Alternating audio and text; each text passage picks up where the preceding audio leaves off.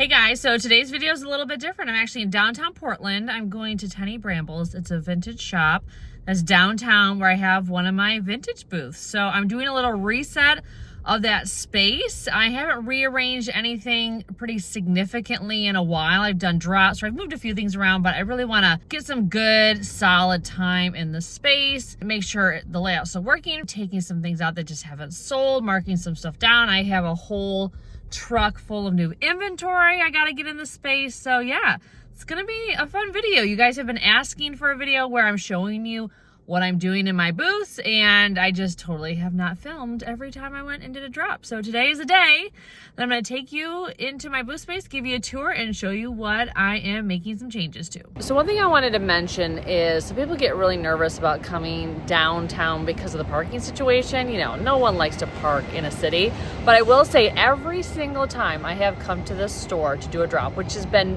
many trips downtown over the years, I have always found parking instantly on 9th Street. So if you're local and you've been hesitant to ever come down and visit the shop because you're like, oh, where do I gotta park?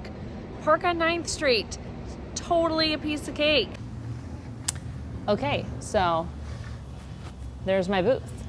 And I'm just going to now just kind of go around and move stuff and reassess stuff. I'm thinking in the center area, I have 2 coffee tables, which I need to reprice because I think they're priced a little too high. So mark those down. But I think in the center, I'm gonna do maybe like a summer entertaining theme because I did bring in some entertaining stuff. So I think that's what I'm going to focus on here. The stuff that's on here right now has been on here for a while, so it just absolutely needs to go. Having signage in your booth is one of the most effective ways to advertise your business outside of this environment. So I, of course, want people to watch me on YouTube. Here, hello, yes. This is one of my main things and my main goals in terms of driving people elsewhere is to YouTube, because that's where I make the most ad revenue. But of course, I have a QR code as well that takes people to Instagram and some other places I want people to go, like my Amazon storefront. So you can do a lot with a QR code, and there's so many free QR code makers. So these are some of the glass pieces that I have bought as a test, and they have not moved yet, and it's been weeks to months. So I might not be picking up these like handkerchief style ones in the future.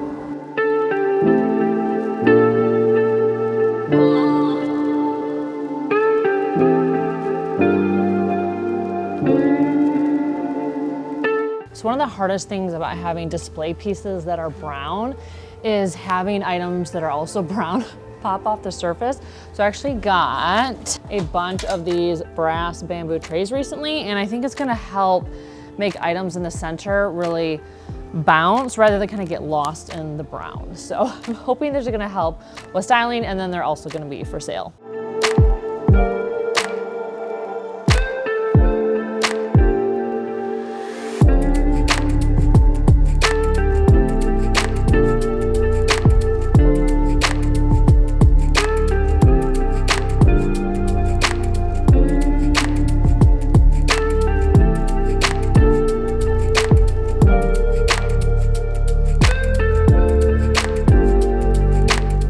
So this is a really cute folk art tray that I got actually last year, and it hasn't sold, and I think it might be because it's been over on this surface right over here, and I feel like that might have been hiding it too much.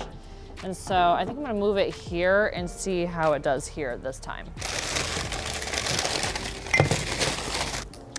So usually I try to price things before I get to the store, but I just got all this stuff and I have not priced it yet or taken the Goodwill tags off. So you always want to make sure you double check your stuff before you put it in your booth.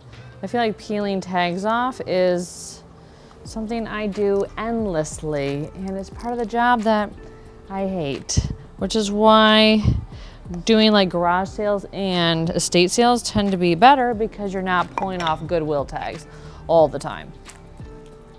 So I think I'm just gonna style some stuff up, and then I'll come back and hopefully remember to price. I really like these wood cups next to this Dansk ice bucket that I picked up. I was so excited when I found this, and you guys saw that I found that very cool tall one recently. Never did find the lid to it, which was Very, very annoying. So these guys are some of my very favorite things to use as a reseller.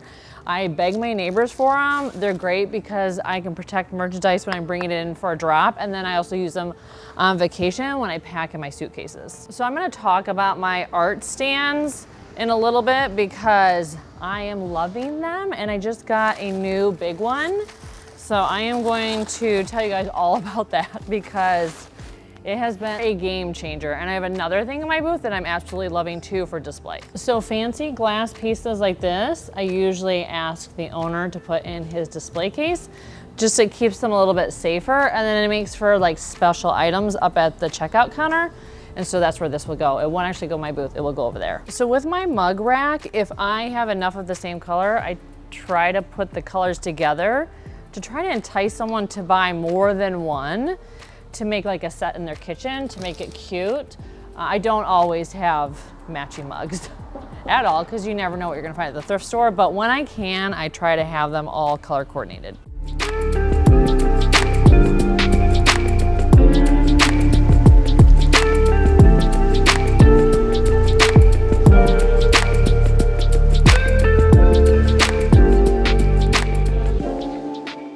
So one thing I tend to do that is a total bad habit is I will hang the tag for art on the wire with the art, and then of course what happens, the tag, you can't see it. So always recommend having the tag for the art on the top or a designated corner so that way people can see it and they don't have to take it off of the wall.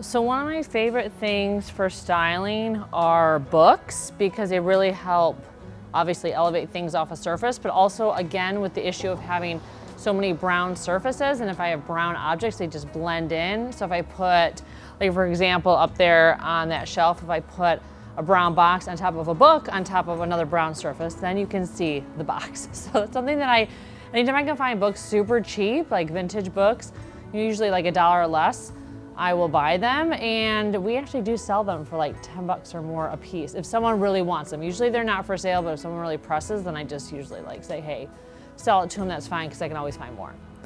Okay, so my battery died, so you'll see more progress.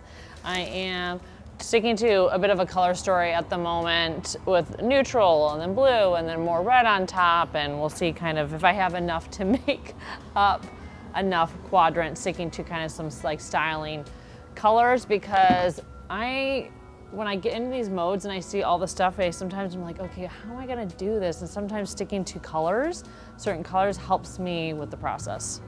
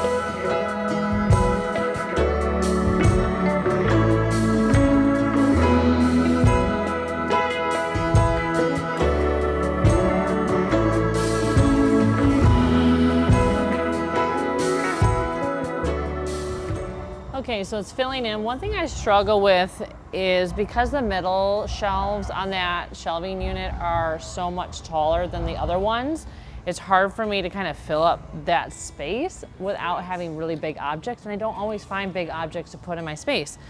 So art is a great way to kind of do that. Of course, once it sells, I'm back to needing to fill the space again. So it's kind of one of those challenges that are ongoing when you're styling, is like, you have it like, oh, this is perfect. And then of course someone buys something, which is the goal.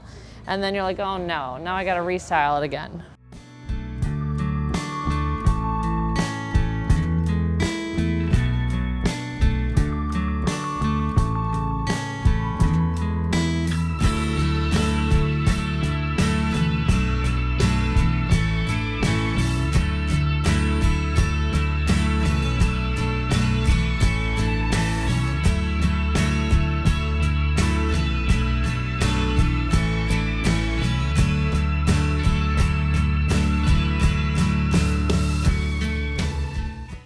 So for these shelves, again, I'm kind of color coordinating them. I'm moving the Mary statues down because these ones are just, they just haven't moved for me. So I'm gonna kind of demote them, sorry. Sorry, Mary. And move some other things up that could sell better, like pottery.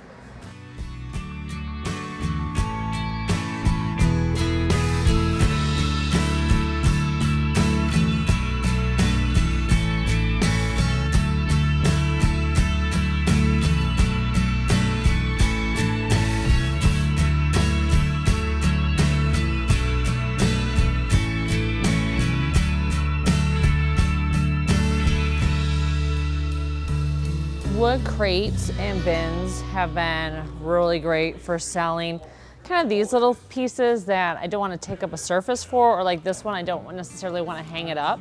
And so I just pop it in a crate, and people love going through crates of just random stuff, or obviously crates and stands of art.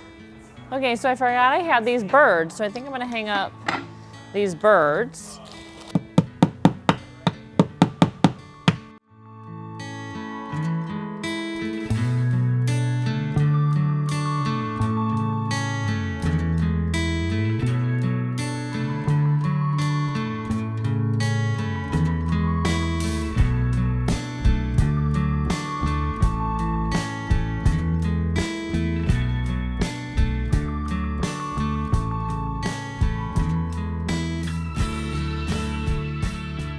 So these glasses I've had for a long time. Well, not like a terribly long time. I think I got them before the holidays last year. I had 2 sets. The first set sold, this set has not. So I'm just gonna move it to a lower visibility area and then move some other pieces over to hopefully get some eyeballs on stuff that has a little bit better sight lines. So this planter I think is really cool. It's like the square kind. You just don't see them very often. And so I'm hoping maybe someone might see that and get excited about it.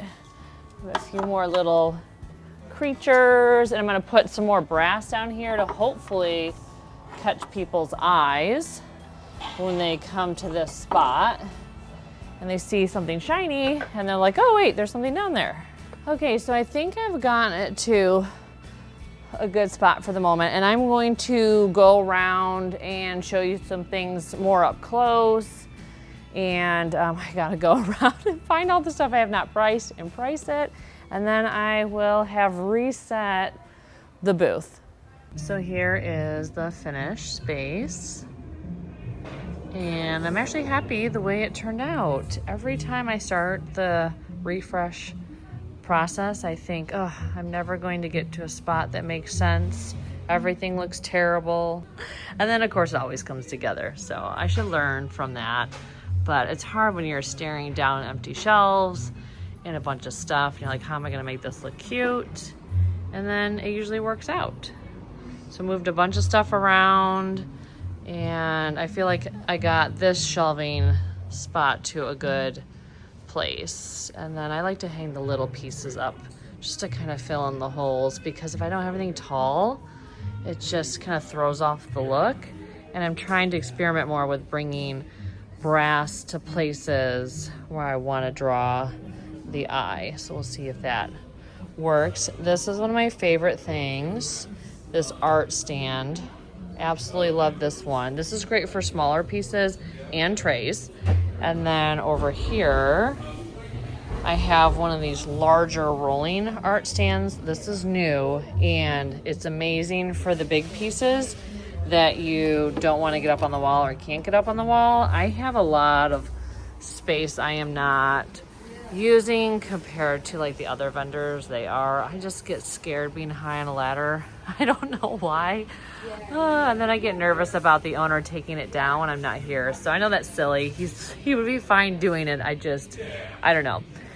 I just have a mental block. So I need to get better and like put more stuff up high. But this saves me, and you can get a lot of art in here because you see how deep it is. So I have this linked to my Amazon, and I have this linked to my Amazon. You can sometimes find them secondhand if a business, goes out of business, but usually you got to buy them new. And Amazon tends to have good pricing, and that's where I got this last one. So this shelf here is kind of like my problem shelf. It just doesn't get a lot of eyeballs, and it's kind of the place where I put stuff I'm done with displaying, over here. I don't know how well it sells things. I anticipate this doesn't sell a lot for me, and the bottom shelves don't sell a lot for me. So you just have dead spaces when you have a booth, and that's kind of hard. You do your best to figure out how to bring eyeballs down, but most people just come in and look at eye level. This sells a lot of mugs for me. They always get like mishmashed around. They already have today. So every time I come in, I have to reorder them. But for now, they're looking organized by color. And this one I really wanted to keep. Oh, I wanted to keep that one so bad. Oh, the tram is back. And then again on this shelf, like these 4 down here, do not sell really anything. This stuff just comes out when things sell. So it's kind of like more of a holding area, frankly.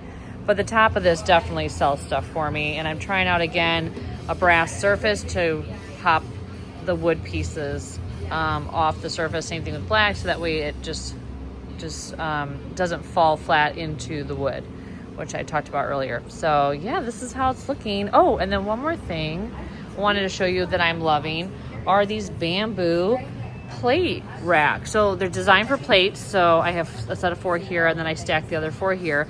But I love them for decorative plates and artwork. So when I did a market recently, I used this for tons and tons of artwork, and it worked so well. So if you want another creative way to put art and display art, this is awesome. This is really awesome. And then you can interchange it with, plates and decorative objects and trays. But yeah, this has been a game changer for me. And this is my top performing surface. I sell a ton of stuff from this area of my booth, and up here as well I have surfaces. And so this whole area is like my workhorse of my space. Most of the things I sell are from either up here, there, or this table, the front part of this table. And surprisingly, this stand sells almost nothing for me, even though that is the first thing people see. But I think people actually look beyond it every time. So that's the only thing I can think of. But merchandising is always so interesting. It's such a science. I really should look into it more. But I'm liking how it turned out. And then lastly, I have a couple cute things in the bin. Now I know some of you guys wanted to buy this, but I felt like it had too many like flaws and irregularities. Like you can see the color bleed here to sell it online. So that's why I decided to bring it in person, so someone can actually look and feel it before they bought it. So it has been a few weeks since I filmed the footage of my booth reset. So a lot of stuff is sold. So I thought I would tell you some of the items that have flown out the door since I did a reset. But also, surprise, I'm in the UK. So what I didn't tell you about my vacation for the month of June is that vacation was going to be in Europe. So I'm in the UK. I went to Porto, Portugal. I've done a lot of filming and shopping, of course, because I'm in Europe and it's the best place to find old stuff. So yeah, surprise, here I am. So a lot of really great content coming your way. Today is going to be extra exciting because I am going shopping with another YouTuber that you guys may watch. So we are meeting up together because she's UK based and we're going shopping today. So it's gonna be great. But anyways, back to my booth reset. So brass trays have been doing well, and that little area in the center that I put together for the entertaining, that stuff has largely sold, so I think that was a good move. And then the art stands have sold some art, and a lot of the knickknacks, of course, on the main display areas have sold. And then a lot of the stuff that I moved around that have been sitting for a while, some of that old stuff sold too, like that painted tray that I've had forever. So yeah, really important to go around and move stuff in your space, which, you know, we all know, but we don't always do in practice. And then the other best sellers, like always, are bookends and pottery for me in my booth, and all the, like, the, you know, the knickknacks, the brass wood boxes, mugs, all that stuff are always continue to be a bestseller. So yeah, anyways, this is the close of the video because I realized when I was cutting the footage, I did not say goodbye. I just said, this is how my new booth looks. And that was it. So you always need a close for YouTube videos. So thank you so much for watching, and keep an eye out for all of the UK and Europe content coming your way.